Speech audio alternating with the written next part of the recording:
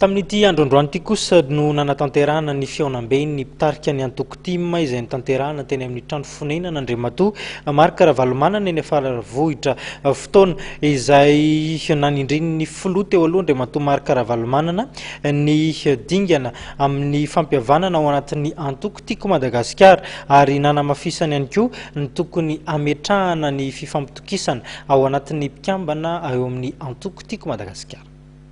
Ny fampihavana-pirenena sy ny fahatokisana no anisan'ireo tepika navotra ny filoha teo aloha Marc Ravalomanana nandritry ny fiaonam-beny ireo mpitarika Tim izay nitanterahana teny amin'ny trano fonenany teny Faravohitra androany. Irosika amin'ireo dinika ny fampihavanana misy tenatsika eo ary vikotsy nareo ary tena faly aho raha mieny tsara n'izy nareo dia manaraka tsara satria tena inkina ny fametrahana ny fampatopisaka na ny atao hoe trust building na ny confiance miainga amin'io aloha satria tena rava tanteraka mihitsy ny fampatopisana rava tena rava fa na mpianakady azy na nyray tanàna azy ndraiky pre-firenena azy sa manana ny fomba filazana ary indrindrindrindra hoe aminareo ny any ivelany tena tsy mipetraka mihitsy zay confiance zay tamin'ireo izany tsy maintsy apetrakitsika io tafahoany zay a miresaka niaraka tamin'ny filoha-piangonana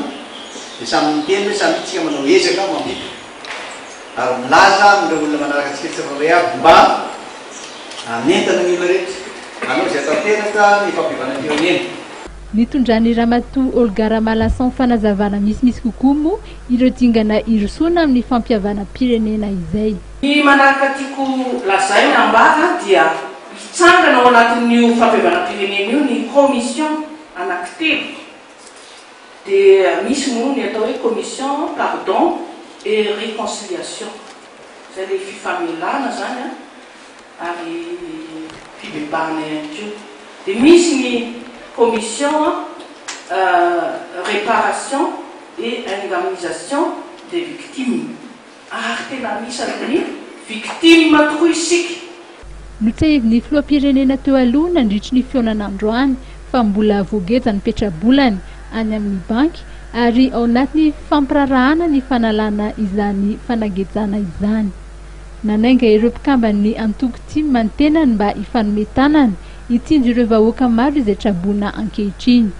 Ny fotoanandroany moa dia netiny ireo fianakaviam-ben'ny Tim hiarabana ny filoha-mpanorina ny antoko sy ny vadiny no ny nahatratrarana ny taom-baovao ka nisy noho izany ny fanolorana solom-body akoho.